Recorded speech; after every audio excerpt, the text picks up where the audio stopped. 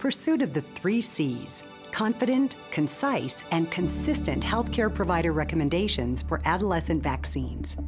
This video is brought to you by the Unity Consortium, a nonprofit organization with a mission to improve adolescent health through a focus on prevention and immunization, and was developed in collaboration with the University of Colorado Behavioral Health and Wellness Program, a multidisciplinary center of excellence for public policy, research, training, and clinical care, and Indiana University Department of Adolescent Medicine, an academic adolescent health program grounded in clinical services, training, and clinical research that provides over 40,000 adolescent clinical visits per year and is one of the preeminent academic training programs in the country. Funding for this project was made possible by Unity Consortium. This video demonstrates 3 key components of an effective vaccination recommendation. First, you will learn about the presumptive recommendations for adolescent vaccines, one that is stated in a confident, concise, and consistent manner.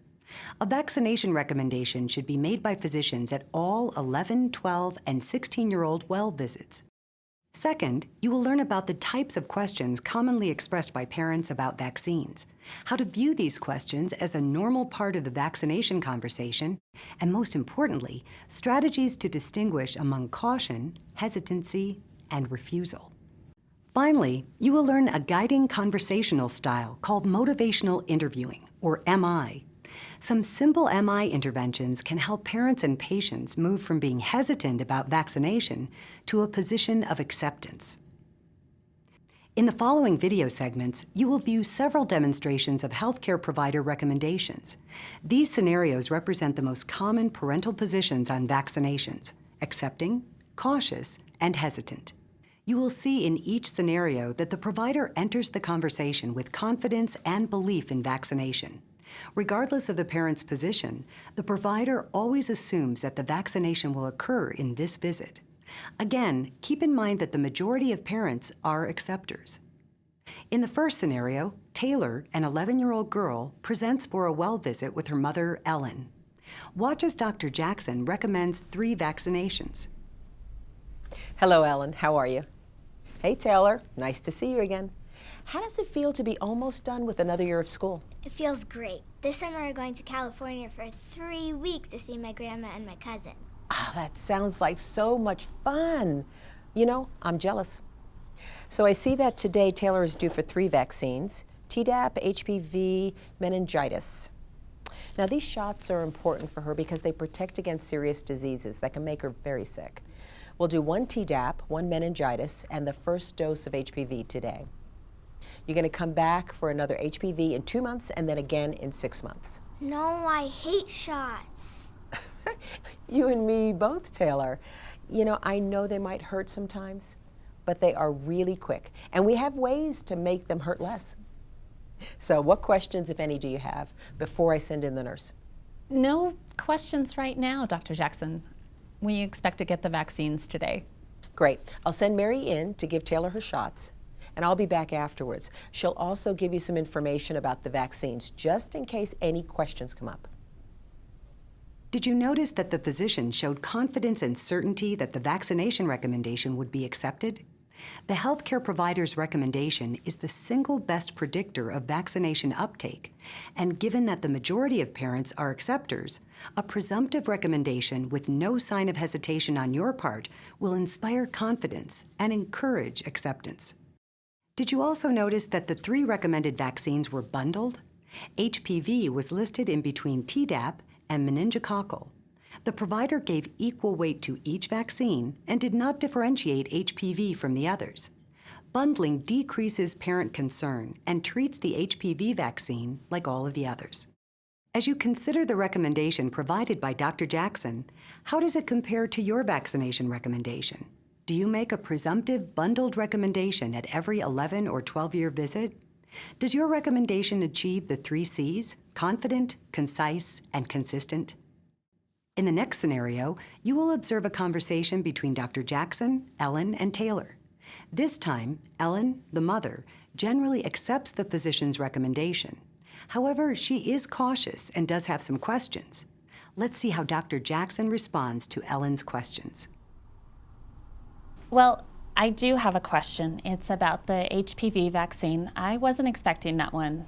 I've heard some bad stuff about that one. Is it safe? That's a great question, and one that I hear frequently.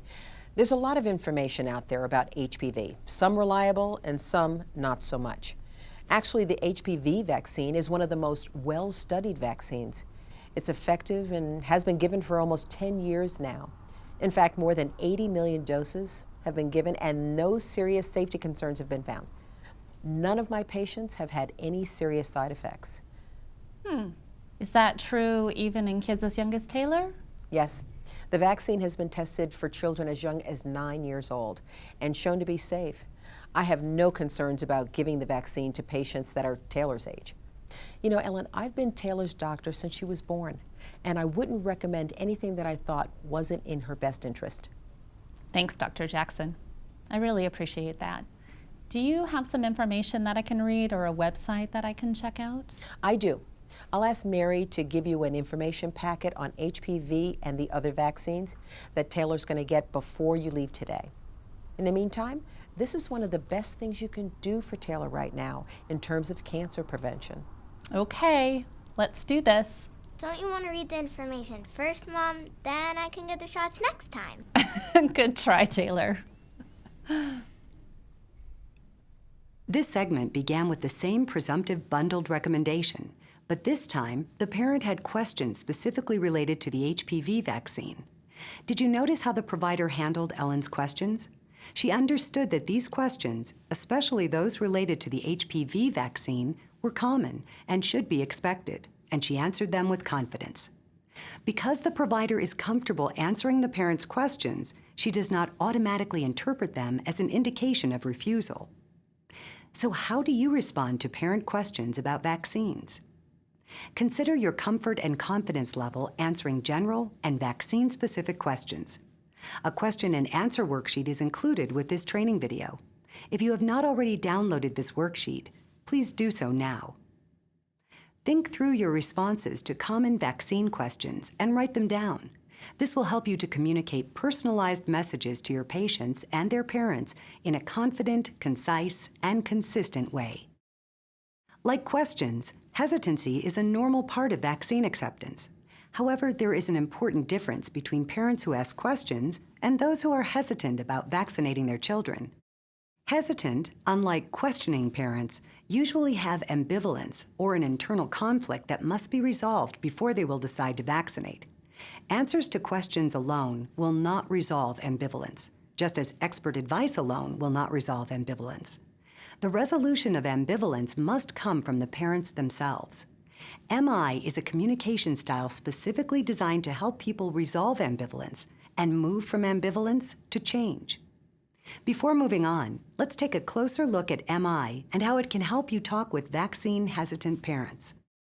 Motivational interviewing is a client-centered guiding style of communication for enhancing a person's own motivation for change. A key aspect of motivational interviewing is to have the right heart set. Just as the correct mindset is needed to apply motivational interviewing techniques, the right heart set is needed as well.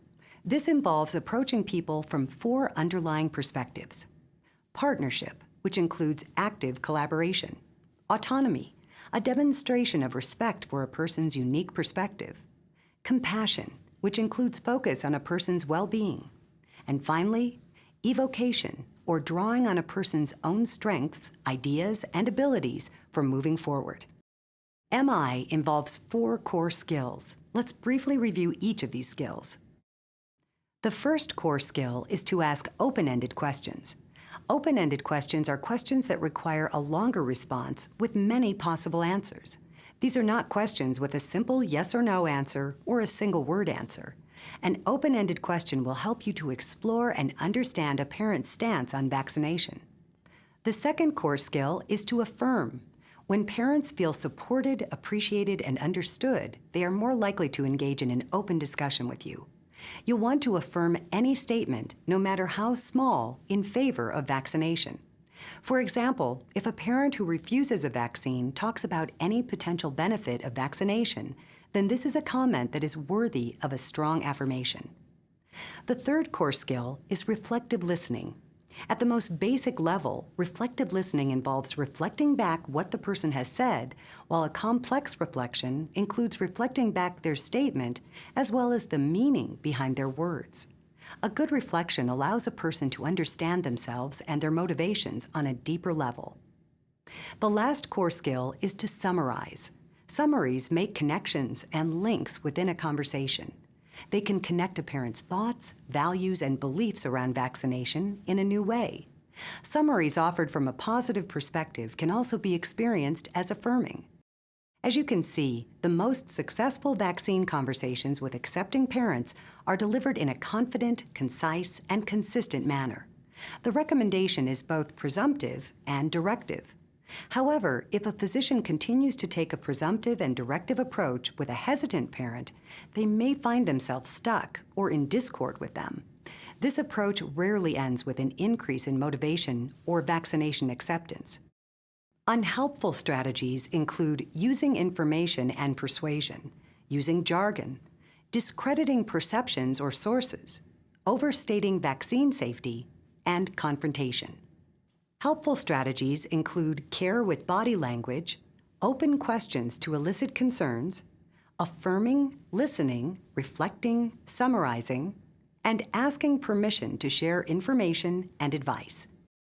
Let's look now at how Dr. Jackson shifts her style from a directive to a guiding style and uses the MI heart set and core skills in her interaction with Taylor and her parent. So what questions, if any, do you have before I send in the nurse? Actually, I was wondering which vaccines are required for school. I think we'll only get those today. Also, I'm concerned about just how safe it is to get all 3 vaccines today. That seems like an awful lot for one day. Quite frankly, if I had to forgo one, it would be HPV. I mean, she's only 11, and I'm sure there's plenty of time for that one, right? So you're feeling a little unsure about whether to get the 3 vaccines today? You know, that's perfectly understandable. I'm happy to take a few minutes to talk with you about your questions. How does that sound to you? Yeah, I would appreciate that. Okay, I'll start with your first question about school requirements. Yes, I'm always a little confused about which vaccines are required and which are optional for school. That is understandable. What have you heard from the school? Well, I think the meningitis vaccine is required and maybe the Tdap. I didn't hear anything about the HPV. First, let me say that while there are some vaccines required for school, I see it a little differently. Okay, if I share my thoughts? Of course, please do. Well, my recommendation for all 3 vaccines is based not solely on school requirements, but on proven medical recommendations, what doctors agree is best for good health. The 3 vaccines I'm recommending can protect Taylor from several serious diseases, including whooping cough, cervical cancer, and meningitis, which is a brain infection. I recommend giving these vaccines to anyone Taylor's age. Would you recommend them for your own kids? Yes, without question. In fact, my granddaughter has already gotten all of them, including the HPV vaccine. Well, I do know they're important, but do you really think she needs the HPV vaccine now? I could see if she were older, but she's only 11. Funny you should say that, Ellen. I was talking to another parent the other day, and he said something that really made sense to me. I'll be curious to know what you think.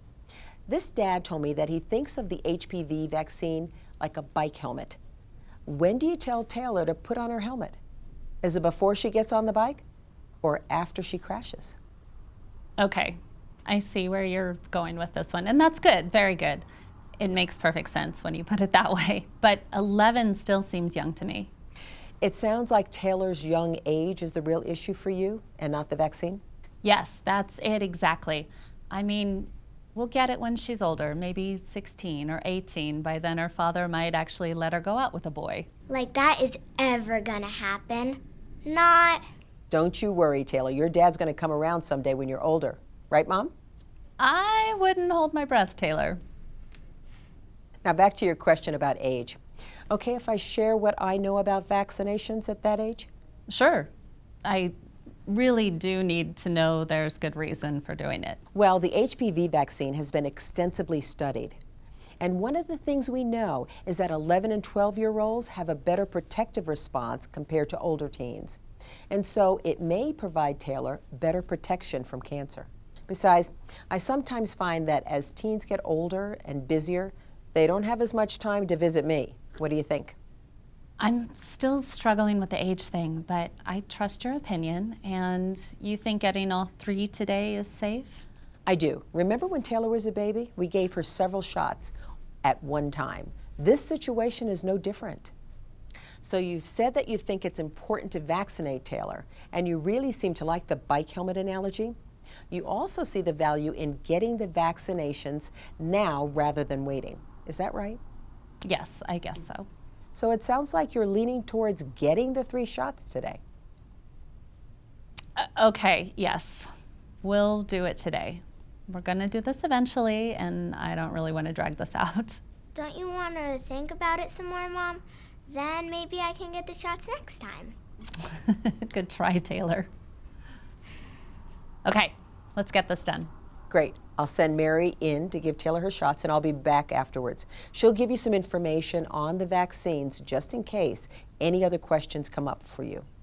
Wait, Dr. Jackson, I just want to say thank you for listening and for helping me think this through. Of course, Ellen. Thank you for being such a conscientious mom. I wish all my parents were as thoughtful as you. What did you notice about the physician's body language? Which of the guiding strategies did the physician use? What do you think might have happened if the physician had maintained a directive expert role with this hesitant parent?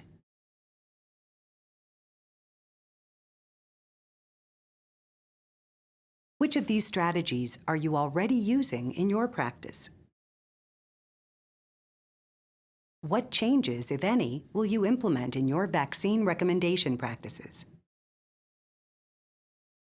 For this list of questions, please refer to Worksheet 2. Let's look at another example of a hesitant parent. This time, the parent, Ellen, signals she wants to decline the recommended vaccines for her daughter. Dr. Jackson will use the MI techniques to create a discrepancy between Ellen's intent to refuse and her core values around health and prevention. This leads to acceptance of 2 of the 3 recommended vaccines and a willingness to get the 3rd. So what questions, if any, do you have before I send in the nurse? Well, actually, Dr. Jackson, I don't think that Taylor needs vaccinations. All right, Ellen. You know where I stand on vaccinations. I think it's one of the single best ways to protect your child and others from potentially harmful diseases. Now, having said that, I understand that the decision is yours. Thank you. I appreciate that. Are you willing to discuss this for a moment so that I can understand your perspective? Sure. All right. I'd like you to think of a scale from 1 to 10, where 1 means you don't think that it's important at all that Taylor is protected from the diseases these vaccines are designed to protect against. And 10 means you think that protecting Taylor is very important. Where would you place yourself on that scale? Well, I'd say I'm about a 6. Tell me about the 6. Why is 6 and not a lower number? I'm not a lower number because I do believe prevention is important, and that's why we do everything we can to keep Taylor healthy. I think you know that we are vegetarians and we either grow our own food or buy organics. Taylor doesn't need to be infected with germs and who knows what else to keep her healthy. As I said, she's very strong. I can't even remember the last time she had a cold, never mind a serious illness. So I'm hearing you say that while you don't see vaccinations as the best way to protect your kids, you do value prevention and you put great effort into keeping your kids healthy. Yes, we're conscientious parents. I'm proud of that. As well you should be. In fact, I wish more of my parents were as diligent as you about things like nutrition. We don't eat junk like other kids in my school. I know, Taylor. That is why you are so healthy. Yep. May I share something about my philosophy on prevention? Sure. Well, I like that you are conscientious and mindful in your parenting. I also like to be thorough, and that's why, in addition to maintaining a healthy lifestyle, I strongly recommend these 3 vaccinations. They can protect Taylor from several serious diseases, including whooping cough, cervical cancer, and meningitis, which is a brain infection. I recommend them to anyone who is Taylor's age. For me, it's like an extra insurance policy to protect kids from serious illness. I respect your view, Dr. Jackson, even if I differ. Okay, let me ask you a slightly different question. Using the same scale as we just used, how confident are you that the vaccines we're talking about today are safe? 1 means not safe at all, and 10 means completely safe. Well, I guess I'd say a 2. And why a 2 and not a 1? My rating of 2 is related to the HPV vaccine. So you feel a little bit more confident about the meningitis and the Tdap vaccinations, but HPV concerns you? I don't think it's particularly safe or wise to give an 11-year-old child a vaccine like this. It's like saying, go out and do whatever you want because you're protected. This is not an issue for our family. Now for others, sure. I can see why you might want to protect your kid from an accident or something. I hear you, Ellen. And you know, I get what you're saying, but I've been thinking about this for a while now, and it seems to me we got the message wrong from the start. I think the real focus here is cancer prevention. That's what we should be talking about. Well, you can't get that cancer unless, you know. That is very true. And I'm not saying that Taylor will engage in these kind of behaviors. I guess that's where the insurance comes in. Odds are that you'll never need it, but what's the harm in erring on the side of caution when dealing with something potentially dangerous and not entirely in your control? Remember, Taylor can make all the right decisions and still marry someone down the line who has been exposed. As conscientious as we try to be, we can't control everything. Why are you guys talking about cancer? We're not, Taylor. We're actually talking about cancer prevention and ways to protect you. I never thought of that. I guess it's true that you don't have control over everything, and especially the people who will come into your kid's life in the future. You also don't have control over the way other people parent. There could be parents at school who just aren't very careful. If their kids show up with whooping cough or meningitis, Taylor could be open to those diseases as well. Words of wisdom right there, Ellen. Getting vaccinated is one more thing you and your husband can do to protect Taylor. You know, it sounds like you haven't thought about vaccinations in quite this way before. No, I guess I haven't. That's just something I didn't think about before we talked. Maybe we can get started with these vaccinations after all, but maybe not all at once. Thanks for being open and honest with me. Can I make a recommendation since you want to get Taylor started with her vaccines? Yes, of course. I would recommend that Taylor get Tdap and the first dose of HPV today. Then we'll schedule her to come back in a couple of months, at which time she can get the meningitis vaccination and her second dose of HPV. What do you think? That sounds good to me. Taylor? Great. I'll send Mary in to give Taylor her shots, and I'll be back afterwards. She'll also give you some information on the vaccines in case any other questions come up for you. Thanks for understanding, Dr. Jackson. No problem, Ellen. You are a thoughtful mom, and I know you always have Taylor's best interest in mind. In the examples we've looked at so far, it's important to recognize that parents have different degrees of caution and hesitancy. And when hesitancy is very strong, as in our last vignette, the more patiently you will need to apply MI. Keep in mind the estimates we reviewed earlier, that the majority of parents, as much as 70%, accept vaccination recommendations from their healthcare provider with few or simply cautious questions they want to be reassured of. A smaller proportion, in the 30% range, may be hesitant in their decision-making process. They may delay or be selective about which vaccines to get. Parents that entirely refuse vaccination are estimated to be less than 2% of the population and are likely to refuse any vaccine. The conversation with a family in this situation will still benefit from your confident, consistent, and concise recommendation and being engaged with the MI approach you're learning today. So what elements of the MI heart set and technique did you see in the last video clip? Did you notice that the provider asked mainly open questions, listened and reflected back what she heard Ellen say, and affirmed her as a conscientious parent? The provider also used an MI strategy that is particularly helpful in resolving ambivalence. She had Ellen rate the importance of and her confidence in getting Taylor vaccinated. Then she asked a key question. Why not a lower number? When you ask a downward question after a scale 1, your parent will begin to tell you why vaccination is important or reasons they feel confident. In other words, the parent makes the argument for vaccination, not the provider. Let's turn our attention now to the well visit recommendation at age 16. In the next audio clip, we will listen to the doctor as she makes a meningococcal vaccine booster recommendation to a teen during a routine 16-year-old well visit.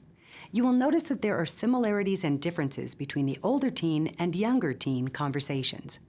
For instance, both include a presumptive, confident, concise, and consistent recommendation to vaccinate. However, in the case of the older teens, communication occurs directly with the adolescent, who's addressed as the primary decision maker, and secondarily with the parent. Hello, Jessie. Miss Melnick. Hi. All right. So we're looking at your paperwork. Everything looks good, Jess. Weight is in a healthy range. Blood pressure 118/70. That's great. I see that you're not having any problems with your appetite or sleep. Are you still wrestling? Yeah, I sure am. I'm hoping to get a scholarship to Cornell in Iowa. Wow, that's excellent. And how's your schoolwork going? It's pretty good. I have straight A's. We're pretty proud of this young man. No doubt. You have a lot to be proud of, all of you. So I'm just going to do a basic wellness exam, Jessie. Yeah, I think the ears, throat, eyes, balance. I know the drill. Yeah, and we can also take time to talk about anything else about your health that you want to discuss. How does that sound to you? That's fine. Well, if you don't need me, I'll step out now. Just let me know when you're ready for me to come back in. Sounds good. But before you go, Miss Melnick, Jesse's due for his meningitis booster vaccine today, and I'll need you to sign before we give it to him. What are your thoughts, Jess? I wasn't expecting a shot today. Right. Well, today you're due for one vaccine, Jesse, the meningitis booster shot. This one's important because it protects you from a rare but serious brain infection. This infection is so serious it leads to death in some people. Aw man, we learned all about meningitis in health class last year. I don't want to have anything to do with it. I hear you. Well, Mom, it sounds like Jesse wants the vaccine. If it's okay with him, let's do it. Great. Your mom is going to step out, and I'll come back in after the nurse gives you the shot. Then we can complete your physical, talk about anything that's on your mind, and you can get on your way. Okay, sounds like a plan.